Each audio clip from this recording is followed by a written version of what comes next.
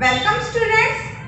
In this video we will discuss about biogeochemical cycle. आता याच्या आधीच्या पार्ट मध्ये आपण एनर्जी फ्लो बघितला होता. युनिडायरेक्शनल कसा आहे आणि त्याच्या आधी काही ट्रॉपिक लेवल बघितल्या होत्या. त्यानंतर एक डायग्राम बघितली होती. हा सगळा भाग आपण मागच्या व्हिडिओ मध्ये बघितला होता. आता एनर्जीचा जो फ्लो आहे तर हा युनिडायरेक्शनल आहे असं का म्हटलं होतं? कारण यातली कुठलीच एनर्जी सूर्याकडे परत जात नाही, म्हणून त्याला म्हटलं होतं की आपण युनिडायरेक्शनल फ्लो. आता आपण बघणार काय तर बायोजिओकेमिकल सायकल. आता बायोजिओकेमिकल सायकलचा अर्थ आधी लक्षात घ्या. एनर्जीचा फ्लो युनिडायरेक्शनल असला तरी जे न्यूट्रिएंट्स आहेत तर या न्यूट्रिएंट्सचा फ्लो मात्र काय असतो तर वन वे असत नाही, तर तो सायक्लिक असतो. आता या दोन शब्दांमधला अर्थ आधी लक्षात घ्या. वन वे म्हणजे एकाच दिशेने जाणार. आता तुम्ही वाहनांच्या बाबतीत पण बघता, काही रोड वन वे असतात म्हणजे जिथून एकाच दिशेने वाहनाला जायला जागा असते. आणि सायकलिकचा अर्थ काय तर सायकलिक म्हणजे राऊंड मध्ये फिरणारे, की ते सायकल सुरू राहतं, चक्राकार सुरू राहतं. मग आता आपण इथं पुढे बरीच सायकल बघणार आहे. पहिलं जे सायकल आहे म्हणजे टोटल सायकलचा प्रकारच हा की बायो म्हणजे जैव, जिओ म्हणजे भूगर्भातल्या ज्या वस्तू भूगर्भाशी संबंधित, आणि केमिकल म्हणजे रासायनिक, म्हणजे जैव भू रासायनिक चक्र असा हा थोडक्यात अर्थ झाला. आता यामध्ये काही पॉइंट्स आहेत, हा बराच महत्त्वाचा भाग आहे. बघा बरं, आपण यामधले एक एक पॉइंट आता बघूया. सगळ्यात पहिल्यांदा काय सांगितलंय तर though the energy in an ecosystem is in one way the flow of nutrients is cyclic. म्हणजे आता जसं मी तुम्हाला अर्थ सांगितला होता की एनर्जी म्हणजे ऊर्जेचा जो फ्लो आहे तर तो एकाच दिशेने असतो, कारण कोणती ऊर्जा सूर्याला परत जात नाही. पण त्याऐवजी फ्लो ऑफ न्यूट्रिएंट म्हणजे काय की जी पोषण मूल्ये आहेत तर त्याला म्हटलं जातं न्यूट्रिएंट्स इज सायकलिक म्हणजे चक्राकार. The cyclic flow of nutrients within an ecosystem is called the biogeochemical cycle. आता biogeochemical cycle ची डेफिनेशन काय सांगता येईल? The cyclic flow of nutrients. Cyclic म्हणजे चक्राकार. कशाचा फ्लो? न्यूट्रिएंट्सचा. न्यूट्रिएंट्सचा जो चक्राकार फ्लो होतो कशामध्ये? विदिन एन इकोसिस्टम, पर्यावरणामध्ये जो चक्राकार फ्लो चालू असतो न्यूट्रिएंट्सचा त्यालाच काय म्हटलं जातं? बायोजिओकेमिकल सायकल. आता बायोजिओकेमिकल सायकल मध्ये न्यूट्रिएंट्सचं काय महत्त्व आहे ते बघा. Nutrient necessary for growth of organisms. आता प्रत्येक सजीवाला वाढीसाठी न्यूट्रिएंटची आवश्यकता असते. आणि मग हे काय are continuously transfer from abiotic to biotic and biotic to abiotic factors within an ecosystem. आता हा पॉइंट आधी समजून घ्या. जे न्यूट्रिएंट्स लागत असतात सजीवांना तर हे अबायोटिक कडनं बायोटिक कडे आणि बायोटिक कडून अबायोटिक कडे कंटिन्युअसली फिरत असतात. म्हणजे काय बघा, आपण लास्ट व्हिडिओला एक पॉइंट बघितला होता की आता वनस्पती ज्या आहेत तर वनस्पती काय करतात? सूर्याकडनं ऊर्जा मिळवतात आणि त्या काही अन्न तयार करतात. त्यांची स्वतःची गरज भागून त्या हे अन्न कशात साठवून ठेवतात? फळांमध्ये, बियांमध्ये, मुळामध्ये हे सगळं अन्न त्या साठवून ठेवतात. मग त्यांनी साठवलेले हे अन्न म्हणजे न्यूट्रिएंट्स हे काय करतात? हार्बिओरस वापरतात. हार्बिओरसच्या शरीरामध्ये यातले न्यूट्रिएंट ट्रान्सफर होतात.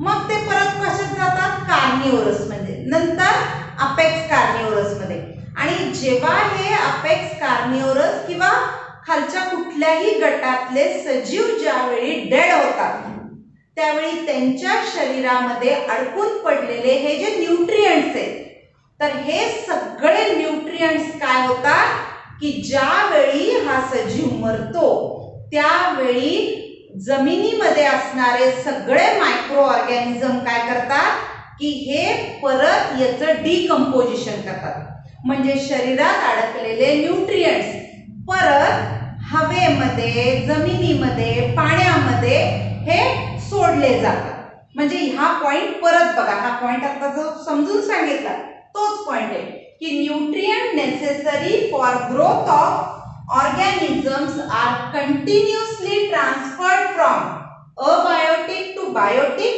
and biotic to abiotic factor within an ecosystem. सजीवातून निर्जीवाकडे आणि निर्जीवाकडून परत सजीवाकडे असं हे काय असतं सायकल न्यूट्रिएंट्सचं सायकल नेहमी सतत फिरत राहत असतं. This cycle operates continuously through the medium of the biosphere formed by the lithosphere, atmosphere and hydrosphere. आता हे शब्द आपल्याला आधीच झालेले. काय म्हणले इथं? This cycle operates continuously through the medium of biosphere. आता बायोस्फियर म्हणजे काय? तर जीवावरण. तर हे सायकल जे ऑपरेट झाले कशातून ऑपरेट झाले continuously through the medium of biosphere सतत हे बायोस्फियर मधून ऑपरेट झालेलं सायकल आहे. फॉर्म बाय कशातून तयार होतं तर लिथोस्फियर ॲटमॉस्फियर अँड हायड्रोस्फियर. लिथोस्फियर म्हणजे शिलावरण जो जमिनीचा भाग आहे त्याला लिथोस्फियर म्हटलं जातं.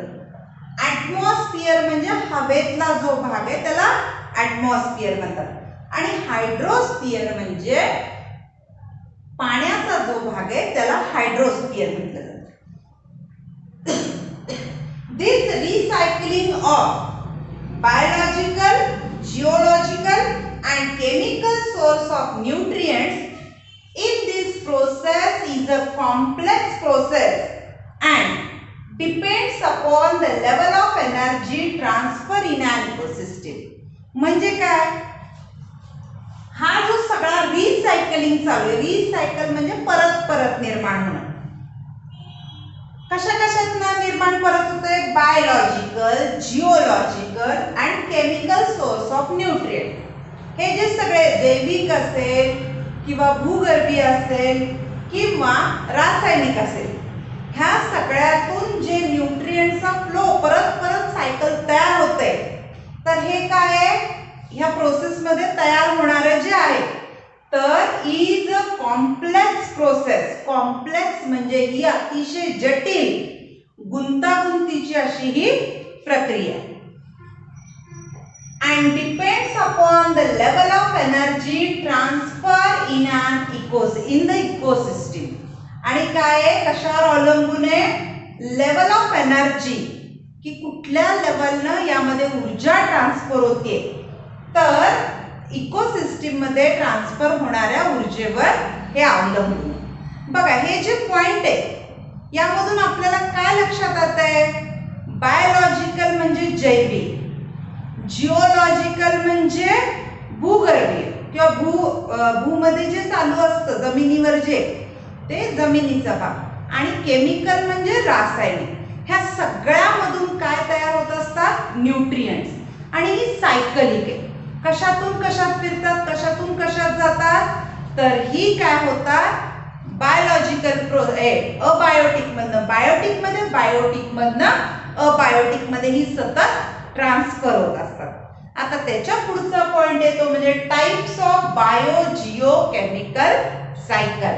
आता पुस्तकामध्ये छान चार्ट दिलाय याचा आपण आधी चार्ट बघू. हे दोन टाइप कोणते तर गॅसियस सायकल आणि सेडिमेंटरी सायकल. आधी आपण पुस्तकातला chart types of bio Jio chemical cycle मध्ये पहिला टाइप आहे gaseous cycle.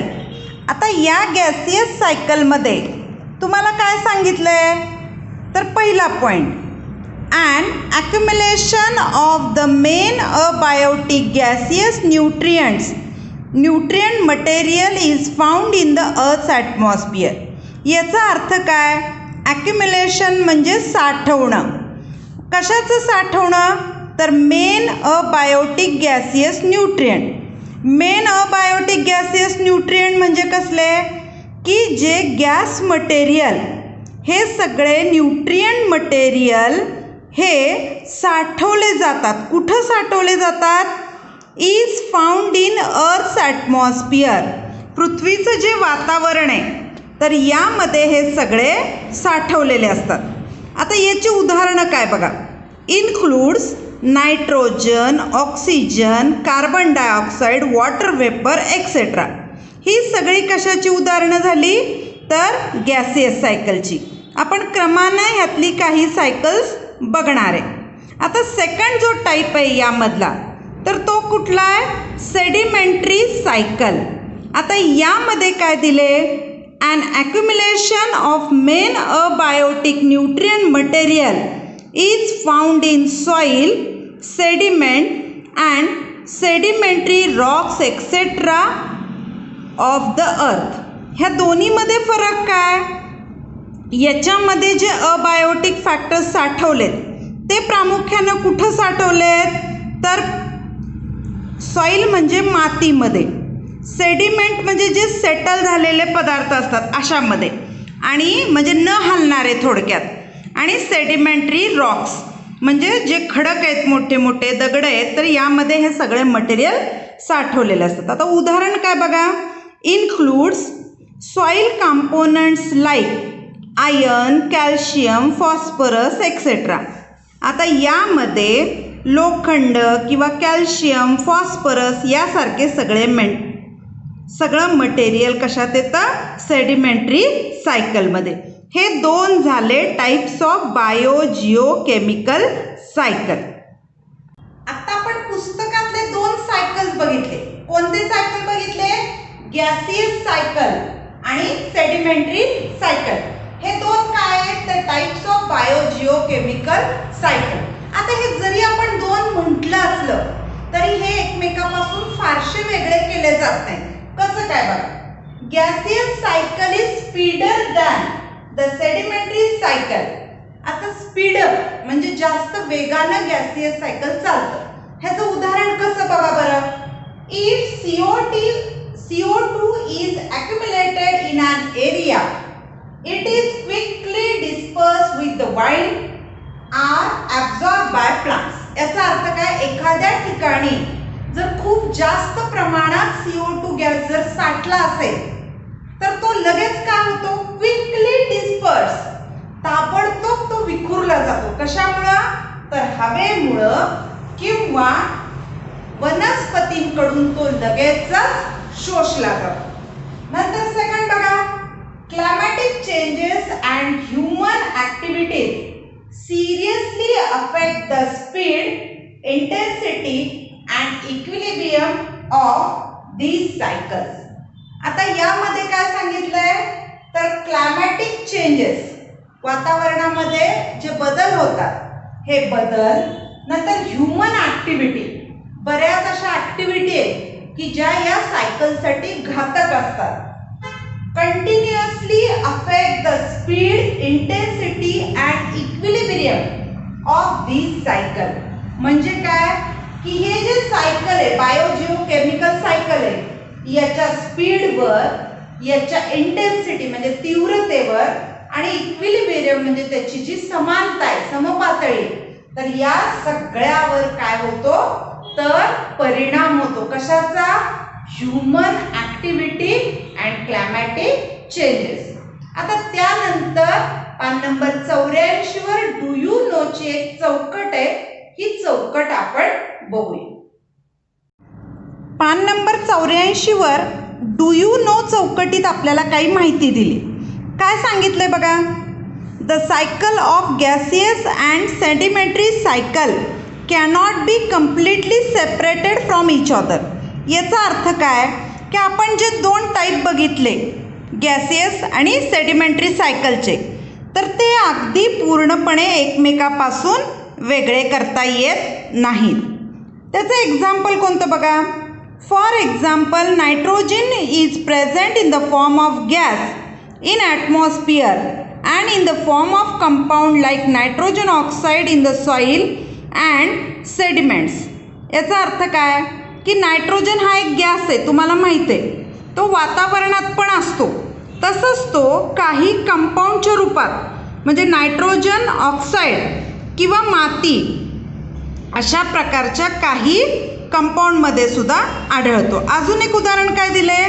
Similarly carbon occurs in abiotic from mainly in coal, granite, diamond, limestone etcetera in the earth's crust and in the form of carbon dioxide in the atmosphere. म्हणजे carbon हा जो आहे, तर carbon हा abiotic फॅक्टरमध्ये कुठं कुठं आढळून येतो, तर कोल, ग्रॅनाइट, डायमंड, लाइमस्टोन या सगळ्या रूपामध्ये पृथ्वीच्या पोटामध्ये तो आढळून येतो. म्हणजे पृथ्वीचं क्रस्ट म्हणजे काय की भूगर्भ. नंतर आणखी काय सांगितले की कार्बन डायऑक्साईड हा ॲटमॉस्फिअरमध्ये म्हणजे गॅसियस रूपात सुद्धा आढळून येतो, त्याचमध्ये सुद्धा कार्बन डायऑक्साईड आहे. Generally carbon is present in plants and animals for much shorter duration than it is in coal. मग कार्बन हा जो आहे, तर कार्बन हा वनस्पती आणि प्राणी यांच्या शरीरामध्ये सुद्धा खूप कमी कालावधीसाठी असतो की जितका तो कोळशामध्ये असतो. आणि या चौकटीबरोबरच बायोजिओकेमिकल सायकल हा पार्ट संपलेला आहे आणि आजचा व्हिडिओ आपण इथंच संपवतोय. पुढचं जे नेक्स्ट सायकल आहे तर ती आपण नेक्स्ट व्हिडिओमध्ये बघूया. तोपर्यंत सर्वांना धन्यवाद.